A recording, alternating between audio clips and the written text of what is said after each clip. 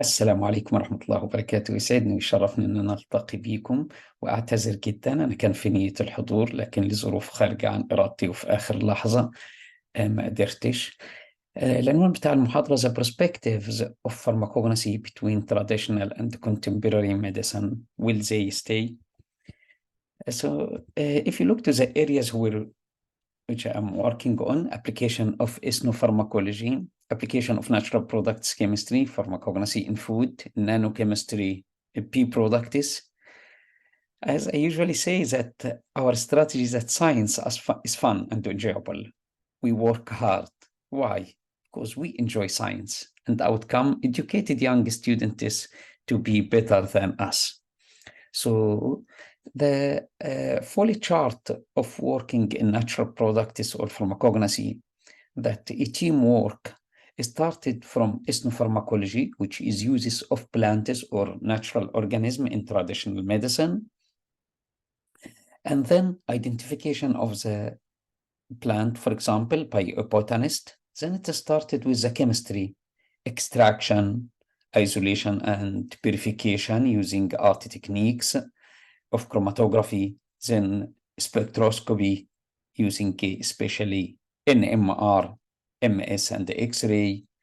And this is in combination with bioassay tests, which is really very important to be as a bioassay guided isolation till we reach to the bioactive compound. Most of us is stayed here and don't to continue further work. And that's why the world was panicked by Corona. Why? Because we don't to go further from clinical studies to drugs. And this is what we realize now, or all scientists all over the world realized. If we have a library of compounds as antiviral, for example, this could be much easier to find a drug for Corona.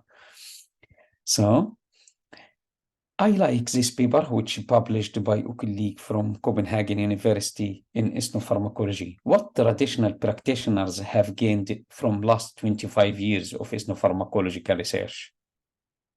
And she raised the following question: has ethnopharmacological research improved traditional medicine? Traditional medicine versus industrial medicine? Do we exchange information with healers? What should be done? And this is what I am going to discuss briefly. If we look to the importance of natural products, we have drugs, but we have a problem about high costs, very expensive, and for rich countries, drug resistance, which is, in addition, toxicity and low specificity of currently accessible medicine. If situation continue like that, in 2030, it will be serious problem, and many people will be died based on the drug resistance of the antibiotics existing in the markets. That's why natural products becomes in the picture much more strongly, especially after Nobel Prize in medicine in 2015, when the Japanese with Chinese then isolated and structurally elucidated the artemisinin as a bioactive compound as anti-malaria. From this point of view, the interaction with traditional healers is very important. And to look to this guy in Sinai, they call him Dr. Ahmad Mansour. He is very important guy. Why? Because he knows about the traditional healers and how it could be used for treating diseases. So this is with the delegation from Sweden when we started to work on Sinai plants. So we go to the desert to collect plants, sit to drink tea, and he explained to us about uses of the plants in traditional medicine. Based on this, we collected 61 species, and the species he recommended in traditional uses, it showed the bioactivity, and then we go further to isolate the bioactive compound. So this is the 61 species we collected, and this is what we have tested is the cytotoxicity. So this is the active plants which showed in the bioassay. It means uses in traditional medicine is very important, while the other plants which is inactive. This is what he said as well. So the scientific evidence of uses of the plants in traditional medicine, I think it matched very well. So this is a highly active compounds. We continued further till we isolated the bioactive compounds. That's why we published this interesting paper about the traditional medical uses and cytotoxic activities of 61 Egyptian plants. So this is to keep the right of our countries, of course, and discovery of an active cardiac glycoside from Regina maritama. As you can see also, I included Ahmad Mansour. He is one uses the plants in traditional medicine from St. Catherine, Sinai, Egypt. And the editor was surprising, who is this one? Because he is not in academic, but this is to keep the right of the contribution. So this is how he explained to us about the plants used in traditional medicine. So this is a key point for a scientific work in herbal medicine. We continued further studies of the plants by in vivo studies, which is really very important. And as you can see here, this is the activity showed of the extracts comparing with positive control, which is highly active. Then I go to another application, which is mescaline. If we look to these two species of Biota cactus, the fresh plant material, it should contain mescaline, which is known as a hallucinogenic compound.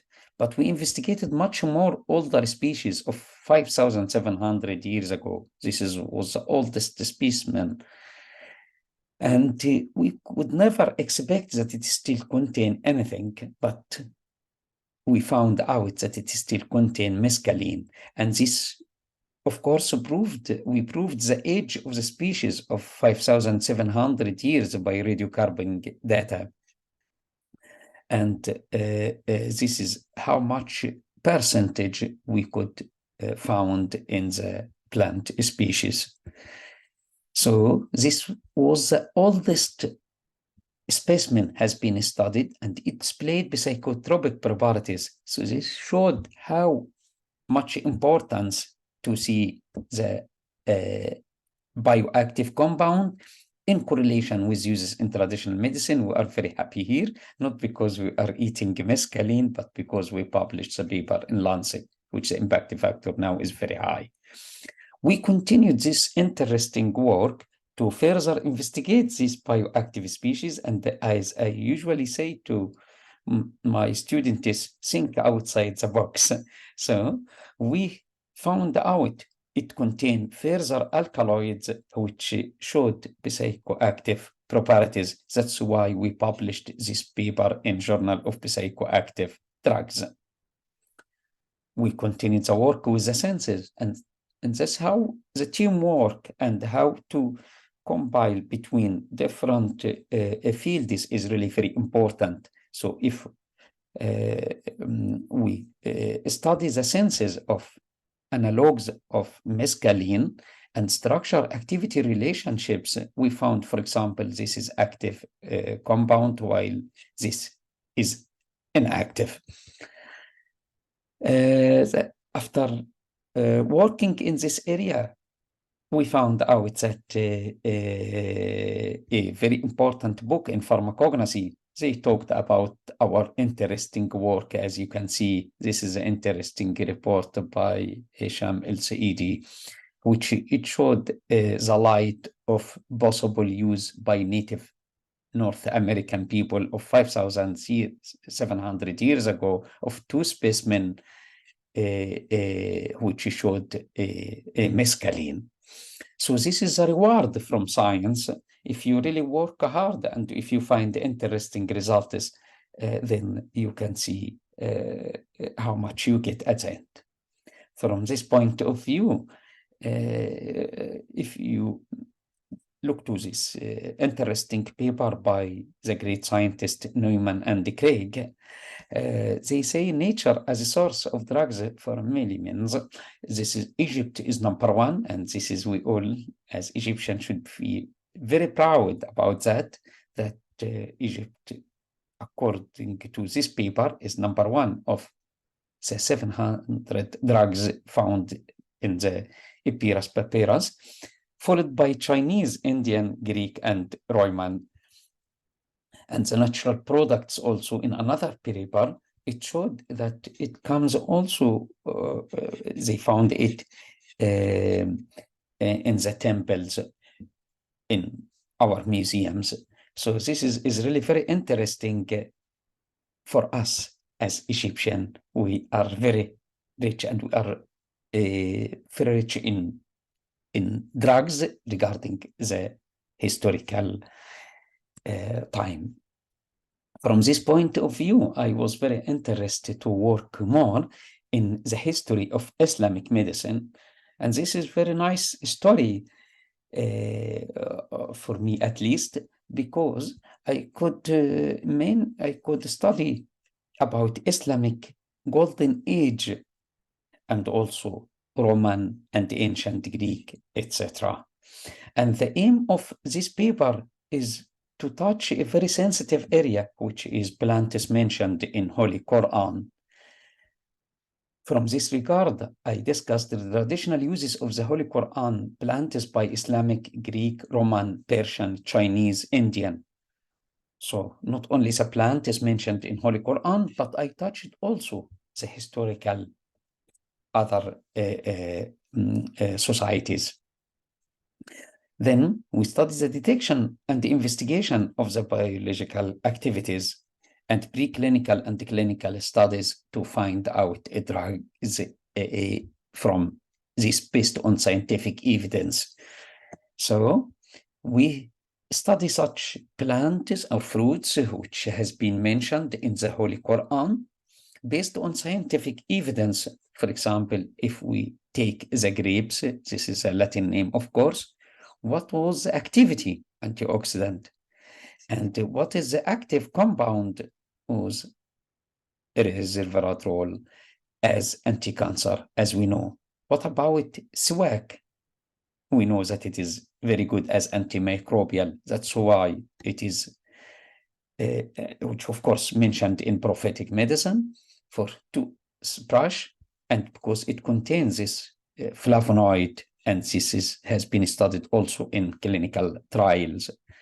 So we investigated many plants like that, and in correlation also with the ayat from the Holy Quran or ahadith. So what is the traditional uses? What is the extract has been used? Is this plant or compound has been gone to clinical trial? And also what is the isolated compound? In addition, of course, we did some experimental work as well. Also olive oil with the same, it contains this bioactive anti-cancer compound, and this is the antioxidant compound as well. We come to this conclusion that the study presents this point of integration between Islamic and modern medicine. And this study emphasizes a conversion of traditional Islamic medicine into pharmaceutical principle and products. Currently, there are no national standards for the certification, training, or license, and this is what we need. Additionally, also, there is a lack of research exists of the effectiveness, safely, side effects, and the potential drugs interaction of natural and herbal products. Although some research has been done, there have been generally been problems with design of studies. So further controlled investigations are needed. We sent this paper to Journal of Ethnopharmacology, but we had a problem to publish it because of the name Holy Quran and the Ahadith. That the Journal of Ethnopharmacology asked us to remove this. And if I remove it from the title and the abstract, it means I do nothing. I would like to, in indirect way, to say that in Islam, it has, before medicine and before pharmacy, the plant has been mentioned. It is very useful, and this is what approved from science. After struggling 1.5 years with the Journal of Eastern Pharmacology, you can see the letter from the editor. I am pleased to inform you that your paper has been accepted for publication. He also said that it is a stimulating idea and gave rise to some interesting discussions finally. And as you can see here, I kept the name. Plant is mentioned in Islamic scriptures, Holy Quran and the Hadith. This is most important. Traditional uses and traditional and medical importance in contemporary times.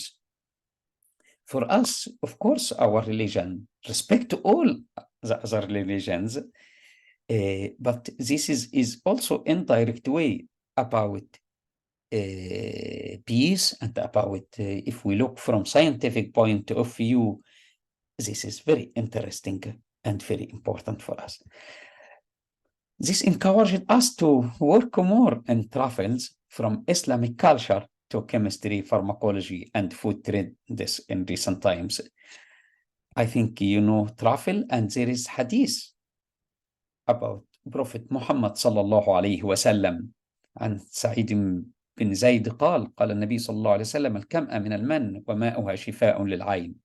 So we touched this area as well, and we could see that the truffle is not only important as a food, it is very delicious, very healthy, but also has effect on this, as has been mentioned in the hadith. From the point of food, it is very, it can be used as alternative of meat, as a vegetable. And in medicine, it can be used to treat skin diseases as well. So this is the biological activities of the truffle, especially of antimicrobial, and also it strengthens the immunomodulatory. And this is what we publish. It travels from Islamic culture to chemistry, pharmacology, and food trends in recent times, and this published in Trends in Food Science and Technology with high impact factor. I think this could encourage all of us in the future that we passed the big barrier about Islam, that they are sensitive of this issue. I think it worked well. I will take another story. What we really eat in daily life, and what is the benefits we get. Do we eat vegetables and fruits and we drink coffee? I think this is very important. Why? Based on scientific evidence, it contains the very simple compounds of cinnamic acid derivatives. And these hydroxycinnamic acid derivatives also in strawberries, cereals, and the coffee is very important because it contains such a simple compound. And this is how much you get if you eat, for example, 100 gram, you will get 110 milligram of fumaric acid. If we eat and drink such healthy foods, you will be definitely helps you to cure, at least to be more prepared as anti-Alzheimer, antioxidant, antimicrobial, and anti-cardiovascular. And this is what we published: biosciences, natural sources, dietary intake, pharmacokinetic properties, and biological properties, activities of hydroxycinnamic acid. And this is how it works when we work as a teamwork. This highly cited paper, because based on scientific evidence, it showed us what we eat and what we drink. And this is important to interact with the society. That's why we say that if you eat a healthy food, you will be very happy, very healthy. But if you eat junk food, it is the opposite way. Why I mention that? If we are in pharmacognosy, pharmacy, science, medicine, if we don't pay the attention of the people regarding what we eat, like after published this paper, this is what happened in Sweden. They saw that this if we eat 100% natural, no preservatives, then we will be very healthy. You can see that she is happy, beautiful, because eating healthy food. And the cross about junk food. This is also our mission regarding our people. We continue this interesting work and to show about biological and conventional food processing modifications on food proteins, structure, functional, and bioactivity. Food proteins are essential nutrients required to maintain various body functions and human health. So we study about this type of food, how much the protein is important. That's why we could publish in this biotechnology advances, highly impacted and prestigious journal, as we know. We continued this study about what they are also eating and what's famous in Far East China, Malaysia, these countries. And we found out that in mango, avocado, passion fruit, they contain these bioactive polyphenols. And we continued also on these three more species. And that's why we published this very recently about gastrointestinal protective effect of tropical fruit polyphenols in critical reviews in food science and nutrition, also highly impacted one. We continued same study about, I think we eat all this food, right? And it contained very interesting compound about camphorol, very simple flavonoid. We all know about it. But what we showed here is a mechanisms of action. So camphorol and ascorlosis from mechanism to medicine. So if we take a compound and what its resources, and we study the mechanism, this is important. That's why we publish it again in critical reviews in food and science and technology just last year. We continued also about a plant. It is cultivated in Egypt now. It is Arcutium. And we study the ethnopharmacological chemical constituents, clinical trial, and the pharmacological utilities, and also in nanomedicine.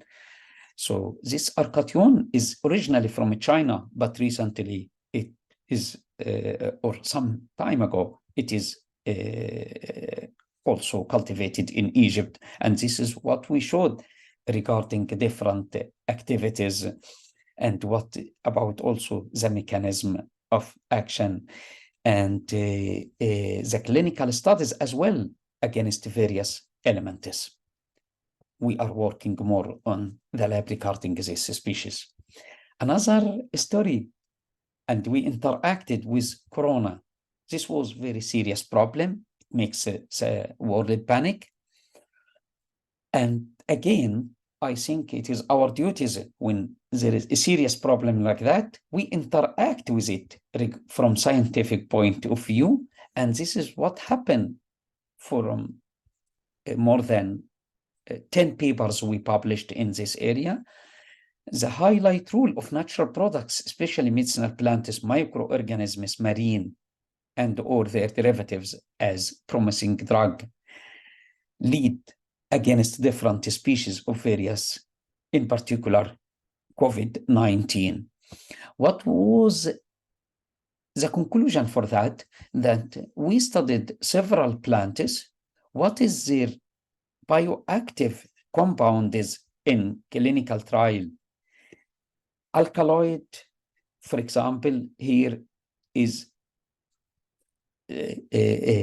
coumarin, etc. What we come to the conclusion about different species from plants and also from eating, we found out that COVID-19 is hazard for people who have weaker immune system than healthy ones. So a strong immune system is essential for fighting against COVID-19. Consumption of healthy diets is one way to boost the immune system. There is a wide range of plants that contribute to boosting the immune system. given their high content of a wide variety of nutrients and biological active compounds. Also, broccoli, spinach, sweet potato, garlic, they are very important compounds, as we know and as we described. And what is the scientific evidence? What type of compound, especially the sulfur-containing compound in garlic, citrus as well? So we publish this in Phytomedicine as a screening of natural and derivative to bioactive compound in preclinical and clinical studies as one of frontier of fighting of coronavirus pandemic. This is one of good cited paper. And we continued this study in essential oils, spices, and to see what is the in silico drug discovery of major metabolites from spices as SARS-CoV-2 main protease inhibitors.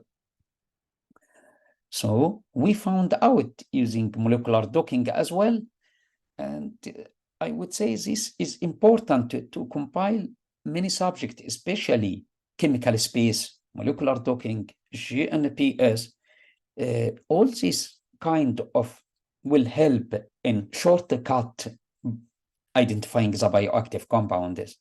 So from 32 natural spices, we could find some of them as active regarding COVID-19.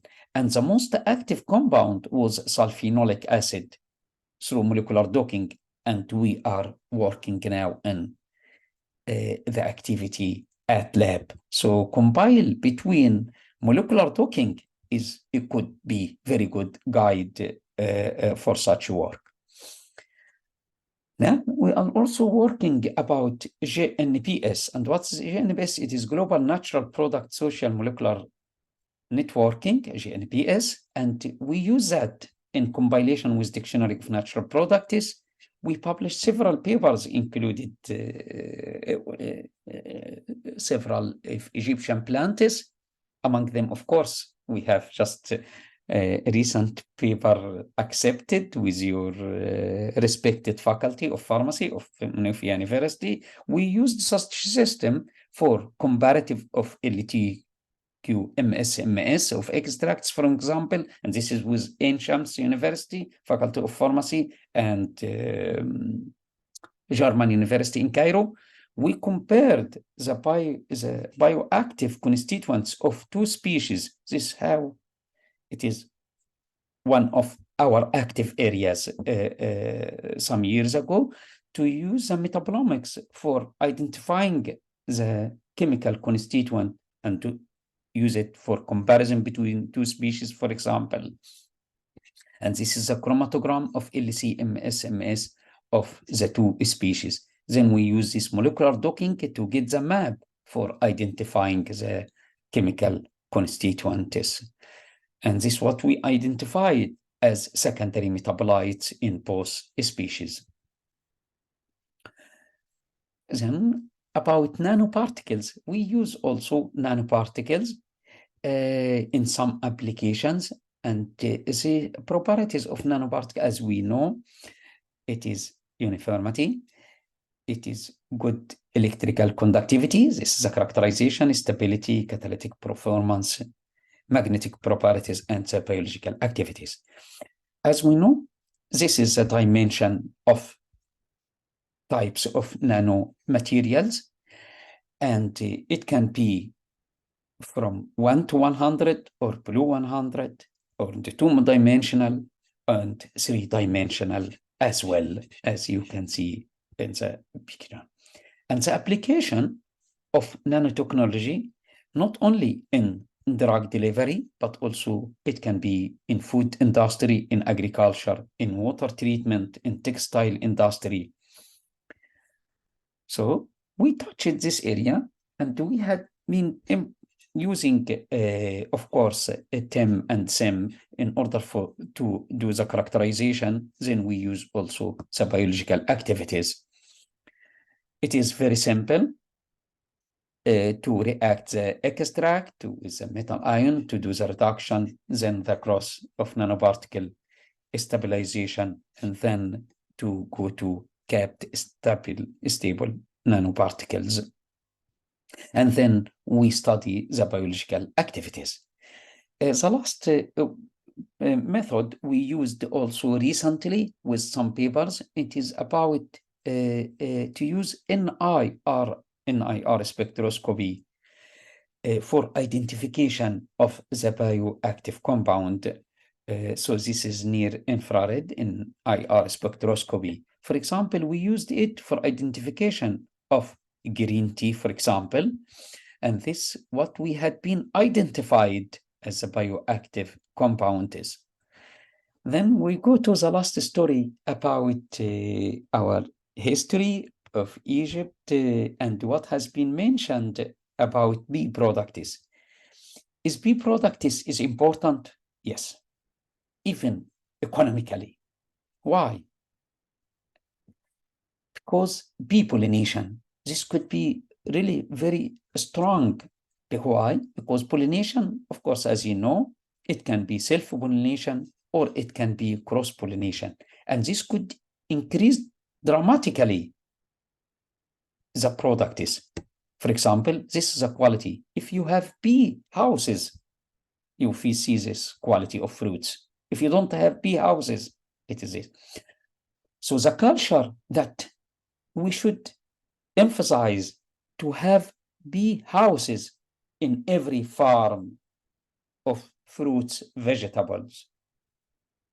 Then this is the statistics, and this is what we had been published last year, that it affected the pollination will increase $153 billion annually. In addition, the bee product we will get, it will be of high healthy and high quality. So we catch it 2 birds by 1 stone, increasing the quality and the quantity of foods, and this is much needed now. On the other hand, increase the quality and the quantity of bee products as well, because the bee will eat healthy foods. That's why also it is important to see the problems of bee and to find treatments of that as well. So we published this several papers. Just a reminder, bee product is not only honey. No, it is royal jelly, bee venom, bee bread, bee wax, bee pollen, and propolis. If we compile all of these and eat it, I think you will be very healthy. So if you have 1 kilo of honey and you add few grams of the other products, take 1 spoon, is very important. As what? Neuroprotective agent. And why we touched this area? Because according to WHO, if situation like that, 2 billion people will attain the age of 60 years or more by 2050. And what's the problem? There is a problem regarding age, brain aging, and neurodegenerative diseases. And this is what we focus about: aging brain, Alzheimer, Parkinson's diseases. So we found out this is a bioactive compound from bee products as neuroprotective. It is a mixture, natural from Allah, of flavonoid, of fatty acids, of cinnamic acids, of glycosides. On the other hand, and this is the third, so we catch the bear, it is three benefits. We talked about already 2, and the third is the beehive itself. So if you breathe beehive, it is treating asthma. And what is the scientific proof? This was the question. How and why? So this was what we have done. We take the beehive through SBME and then subject it to GCMS analysis to get the chromatogram. Then we study the activity. So this is what we found, that the beehive, bee venom, and comparing with drug control, this is activity, as you can see. So this was very important findings. about the scientific evidence of using beehive. Regarding bee bread, this is a bioactive compounds which we identified, different classes of natural products. And finally, we're going now to more preclinical and clinical studies. What is the honeybee product? Preclinical and clinical studies of their anti-inflammatory and immunomodulatory properties. This one of the good cited paper. With this end, I think interaction with traditional medicine and also to the forest is very important. I was very happy to be visiting a professor to Malaysia, and this is the students we interacted and we go to see the plant is used in traditional medicine. I'm very happy this was from 2016, but is still working in this area. I will end with, we have a special issue about bee product in human health and the impact factor of the journal 6.7. I am very pleased also that one student undergraduate from your respective faculty has been published one paper with us in food science, in nutrients, and your respected dean, Professor Hisham, give him a prize. We also now currently have a special issue. If you are interested, I would be very happy to help and to get you a good discount if it is in the area of bee products and human health. We are also working hard with the Journal of Advanced Research. And we are very proud, all of us as Egyptians, that the impact goes very much high. I would like to end by also, I'm very happy to contribute also with Muslim countries like Pakistan, Malaysia. I think we should help each other. If you help someone, you will help the others. And this is lovely Sweden, which I had been working a lot there. In summer is very beautiful, in winter is snow, as you can see. I will end with our lovely Egypt to thank you very much for your kind attention and for giving me chance, and please kindly forgive me for not coming. أيضا بشكر سيادة العميد بروفيسور هيثم من الشخصيات الرائعة اللي بتحاول جاهدة إنها تعمل لمصلحة الكلية ومصلحة الجامعة. ربنا يوفقه ضمن فريق العمل الرائع. شكرا جزيلا لحضراتكم، في أمان الله.